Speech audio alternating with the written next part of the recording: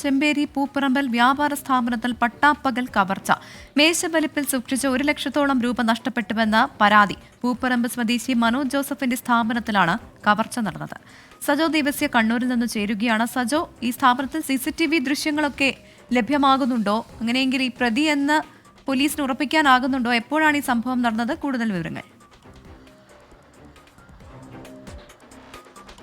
പ്രവിത, കഴിഞ്ഞ ദിവസമാണ് കണ്ണൂർ ചെമ്പേരി പൂപ്പറമ്പിലെ മനോജ് ജോസഫ് എന്ന വ്യാപാരിയുടെ സ്ഥാപനത്തിൽ നിന്ന് മേശവലിപ്പിൽ സൂക്ഷിച്ചിരുന്ന ബാഗിനകത്ത് പണമുണ്ടായിരുന്നു. ആ പണം ഉൾപ്പെടുന്ന ബാഗ് ഈ മോഷ്ടാവ് കവർന്ന് പട്ടാപ്പകൽ ഈ സ്ഥാപനത്തിലുണ്ടായിരുന്ന ആളുകളെ കബളിപ്പിച്ച് അവരുടെ ശ്രദ്ധയിൽപ്പെടാതെ ഇതടക്കം മോഷ്ടിച്ച് കടന്നു കളയുകയായിരുന്നു.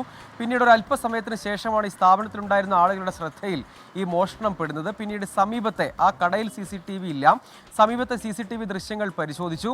തുടർന്നാണ് പട്ടാപ്പകൽ തന്നെ ഇയാൾ ഈ മോഷ്ടിച്ച ബാഗുമായി ഓടി രക്ഷപ്പെടുന്നതിൻ്റെ ദൃശ്യങ്ങളാണ്.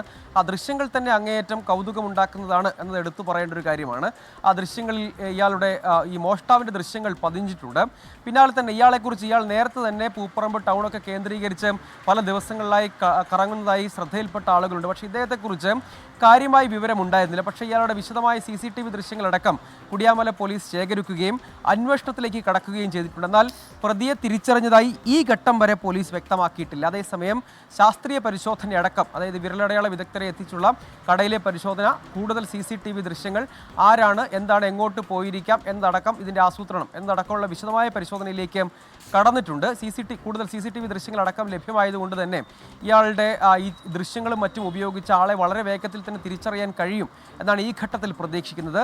വിശദമായ അന്വേഷണം ആരംഭിച്ചിട്ടുണ്ട് എന്നാണ് കുടിയാമല പോലീസ് ഇപ്പോൾ വ്യക്തമാക്കുന്നത്. ശരി, പ്രതിയെ ഉടൻ പിടികൂടുമെന്നാണ് പ്രതീക്ഷിക്കുന്നത്.